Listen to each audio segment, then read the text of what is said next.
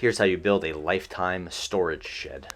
So before you even take your shed out of the box, you're going to want to make sure you have a nice place to put it. This is just some 9x9 paver blocks I got, and I leveled out some ground, put them down, put a little bit of sand down. You could do some gravel, and you want to make it pretty level as you can at least, and have enough space for the shed and a little bit of extra area around. Like I said, these are 9x9 blocks, so I definitely have some buffer. This will also keep the shed off of the ground, and that'll keep it in good shape and keep everything inside the shed high and dry. Okay, so the first step in building your lifetime shed is going to be identifying two key parts. The first will be part AGN, that's your left side wall, and you'll know it's AGN because it'll be a big piece of plastic with these floppy sheets at the end. It will say AGN right there in the bottom right hand corner. There'll be an L right here at the top left. Now find one of these square rods.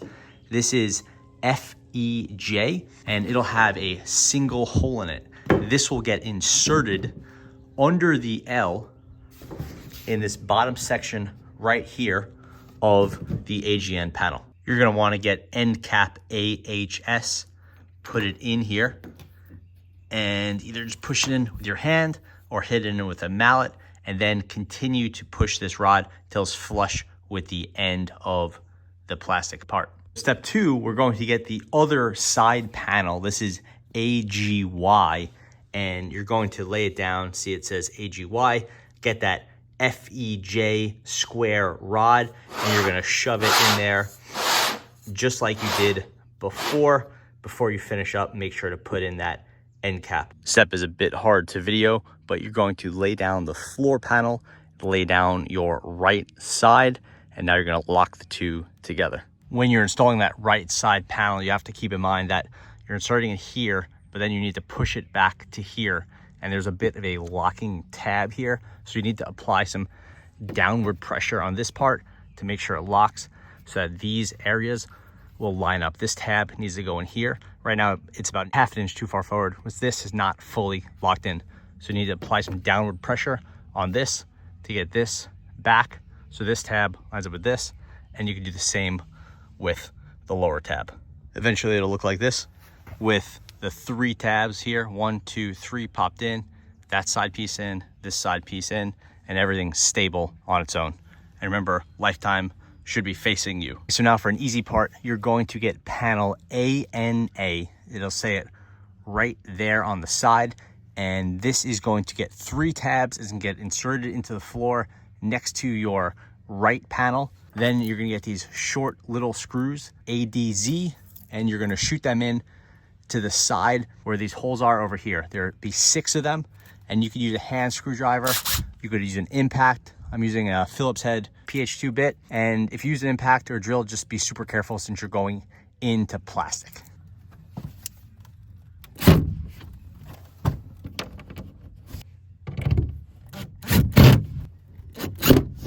Okay, so the next step is very easy. You're going to go ahead and get that ANA first panel and get the second ANA and put it next to it. It's quite simple. It's the exact same procedure you just did. You're just going to stack the second ANA next to the first one, put the 3 tabs into the base, and do the same 6 ADZ screws right in there. So this one's going to be a little tricky. Now we have to get our left side panel. That's this one, AGN, and you'll know it because it has these floppy things, and it has to go on the side there. We're going to pop it in. It'd be helpful if you have 2 people, but you can do it by yourself. And remember, it has to go in, then slide forward to lock in while getting the back tab and the front tab in. After that, we're going to flip this thing over on its back, which again will be helpful with another person, and shoot some screws into the bottom to lock everything in place. So this step is not that easy, especially with just one person. Inevitably, what's going to happen is that back tab won't get in or the front tab won't get in. And it's really hard to do. What you really need to do, at least in my experience, is get that back tab, fold it towards you as much as possible before you start this. Don't break it, but definitely fold it towards you. That way, get the back tab in first, then line up the middle tabs, kick it into place, lock it in with a screw like I just did. Have one in here, it's pretty stable. You'll see the trade-off is that this one is not in place yet, but you can fold this back a little bit, maybe 4 or 5 inches at the top, and get this tab and pop it in without too much trouble. That should be the easiest way to do this if it's a one-person operation. Eventually, you'll be able to just put your shoulder against this piece, make sure the tab doesn't fold this way towards you. So you might have to push the wall out and then get something like a little screwdriver or a file, push the tab in, and then I honestly just gave this thing a kick and it popped right into place. I will finish up with the screws on this rail right here holding the middle panel against the left wall. Then I'll flip this over, put in those screws on the bottom. Okay, so this part's a little bit confusing. We have the shed on, it's either front or back, depending what's easier for you. And now we're gonna get these little ADX screws. These are smaller than the ones we're using before. And we're going to put them into this tab. And this tab has a little indentation on the underside right here. And we're gonna put the screw in there. You could drill it through or you could just pop the screw in, depending on how you want to do it. And it'll go only through the tab right here, not through the floor plate. But by doing that, you'll be pulling the tab closer and locking the wall in. This way the wall can't ever lift out of the floor plate, but you're not putting a hole in the floor plate. And make sure, again, using the smaller screw. You could pre-drill or you could not do it. Just make sure you're finding that little tab. Is a little piece right there. And that's it. There's 10 of them in this step. So this part's a little confusing as well. We're gonna get part FEF. That's one of these support pieces of metal, and it has an L bend in it. It has holes like this right here and some slots and holes here. And you're gonna line it up in the middle of the shed using these holes right here that are next to the screws that are holding the two sides of the panel together. It's gonna go just like that with the broad side facing you and the perpendicular side in that groove just to the right of the seam. Then you're gonna get those ADZ screws, the larger ones, and pop this in to the wall. This is what it's gonna look like when it's fully installed. We'll have a support here along the seam, screw and screw, all the way down.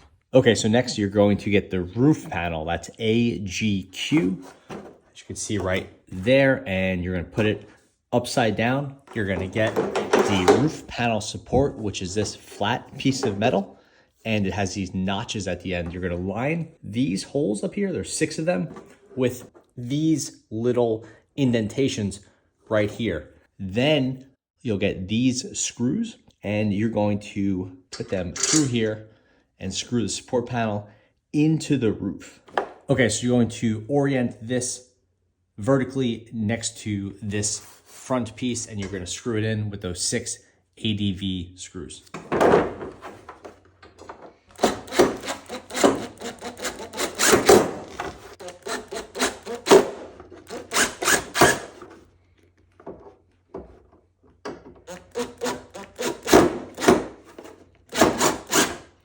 Okay, so the next step is going to be putting the roof on top of the shed, and then you're gonna screw it in with these EXO screws. This one's a little hard if you're by yourself because you need to screw it into these little holes right here. And when you push up to screw it in, the roof is gonna lift. The instructions recommend having a second person, but I just put one of those paver stones on top of this. It's like 25 pounds, maybe 15 pounds, something like that. And that was enough pressure to hold this down while I shot the screw in there. Now repeat that process 7 more times. Okay, so now we're going to further secure the roof to the shed in the 2 corners. You're gonna do that with this right here. This is CHK. It's a black self-tapping screw, and it's different because it's gonna go right here, and that metal tube is inside here. So you're gonna have to screw it in with your drill and get into that metal tube, but you have to pop the hole in it. That's why it's a self-tapper. Then you're gonna put ADZ in here. That's one of just those little silver metal ones. That'll be a normal process. Now we're going to move on to the door assembly. Right now we have door panel AGO, and you're going to affix the front latch. It'll have one hole in the top and one in the bottom. And then you get this little assembly here. You have a bolt that goes in the front. It's square, fits through. Then you have the plastic, then you have the washer, then the nut, and you're gonna hand tighten everything for now. Once you do want to tighten everything down, I'm just using this 7/16 socket. You don't have to get too tight, so you don't need anything too strong for that. Okay, so now you're going to get that same door panel AGO, and you're gonna put this metal part FEM into it. This will be a long piece of metal with these little flanges right here, and it'll have a notch right in the middle right there. That notch will go right into the middle of the door. It'll fit right in there. Now you're gonna go to the top, and you're gonna get your little ADZ screws, and you're gonna shoot them right into that hole right there. Okay, now you're gonna get the handle. You'll put that in place. That goes right here with those 3 screw holes in the door, and you're gonna use these parts right here. You'll have this long one to go into the top. There's 2 of those, and then there is a single short screw and a washer. So now we're gonna get the other door panel, that's AGZ, and we're gonna put this rod in there, that's FEK. You'll know it's the right square rod, so there'll be 2 holes about 2/3 up. And those are gonna line up with 2 holes in the door, which are right there. Okay, so now we're going to drill into door AGZ in these 2 divots right here. We're gonna use it with the larger of the 2 included drill bits. You'll need a drill at this point, not an impact. Okay, so it's time to install the latch on the right door. Basically, you need the sliding latch piece. You need the front piece, which is the one with the 2 holes in the top and 2 in the bottom. Then you need 2 sets of this nut and bolt combination, that one, and then 2 sets of the short one. Short one goes here, the long one goes through those holes you drilled and went right through the metal rod that's in here. And if it doesn't line up right here, then you want to just go to the bottom and push that metal rod up, you know, a millimeter or 2 till everything looks nice and lined up. Then that long bolt will go right through, and you tighten it down with the 7/16. Okay, so it's time for the second handle. Remember, it's this piece right here, 2 of the long screws with the washer and 1 of the short screws, 1, 2, and then 1 in the bottom. If you haven't yet, make sure you install the support rail on the right side of that door. This is something we did in the other door already, so it'd be really easy. Just get this in, shoot it in with the ADZ, and make sure that notch in the middle lines up. This would be the step before installing the hinge on the door. Okay, so now we're going to be installing the hinge on the right door. You're going to use that with the hinge piece. There's 6 of them, and they're all the same, and the little black screws with the flat head called DXB. The hinge is going to go right here on those 2 little dimples right there, and when you do it, you have to make sure it's oriented the right way. You want this piece to be out, and you want the chamfer to be facing towards you. So it's going to go right here, and it'll lie flat this way with this little piece bumped out, not in. So I've not really been pre-drilling anything, but this is a good one to pre-drill if you want to take the time. You have that little drill bit right here, and you can just pop it in those little dimples, do a little bit of a hole, and then go ahead. With it pre-drilled, it'll just make sure that when you do go ahead and install the hinge, it'll line up better than it would have if you just drilled it straight in. Okay, so now we're going to hang the door. This one's a little hard to do by yourself, but basically you're gonna get these little DUL black self-tappers. You're gonna line up the door, get the hinge to line up with the little dimples, and then you're gonna shoot these guys in. Remember, the metal rod is in here, so you're gonna have to either pre-drill or use your impact and shoot it in. At this point, your door should be free to open and close. So now you're going to repeat the process with your DUL and your hinges on that left door. We're going to get the left door channel FEL. That's this metal piece right here. It's kind of U-shaped or C-shaped, depending how you look at it. And you're going to basically line it up on the inside of the left door, and it's going to act as a stopper between the two doors. Screw it into place with ADZ. Should have about maybe 10 of these left. Next, we're going to install this piece. This is like a lock that will lock the door to under here using this little spring-loaded mechanism using the CHK self-tapper. The spring-loaded lock is in place, and now we're going to repeat it with the same CHK and lock piece on the bottom right there. The next step will be to anchor your shed in, and it's going to go using this L bracket right here. It'll go vertically against the back of the shed, and you have these little ADW mounting screws. This is going to be only if you're putting it up against a wall or a fence, or you have a 4x4 back there or something like that. This step is going to be, I would say, optional. It's good for stability. If it's freestanding, then it's not going to be something you're going to be able to do. That L bracket is going to get mounted just like this vertically, and then you could screw it into, again, a wall or a fence or something like that. So at this point, if your doors don't open or close well, then you're going to use this big plastic piece. This is a shim. You're going to put it under the base in an area where basically it's too low. You'll raise it up with the shim, and that will adjust the doors so that they open and close properly.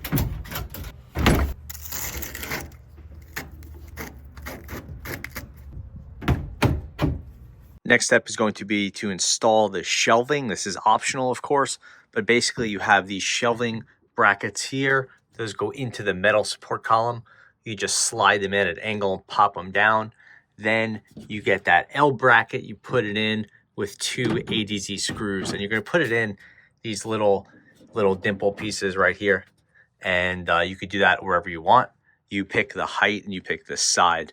Then the shelf is going to get, don't put it in place yet. It's going to get basically two little support members inside of it. And that's those round metal tubes. So here's the shelf fully installed. Basically have the plastic shelf, those metal tubes pop into place just with some pressure. Then you put it in place. Then you put ADZ, ADZ, ADZ, ADZ, and it's good. It'll have some strength now because those tubes are in place, those metal tubes supporting it. So I'm in a really windy area. Before finishing up, I got an 8-foot piece of U-post, put that in the ground, and it's quite stable. And then I got one of those leftover big screws, and I put it into the roof. I didn't use the bracket. I just went straight from the U-post into the roof. I have a lot of extra stability now, plus I have some heavy weight inside, so I should be in pretty good shape. At this point, the lifetime shed is finished. The doors are opening and closing pretty well. I could have gotten the bottom flatter, but leveling soil is quite hard. Have a lawnmower in there, starting to put some tools in there. Soon it'll be just as messy as my garage, but everything's looking good, and pretty easy job overall. Definitely would have been easier with 2 people, but I feel pretty good about how it got finished.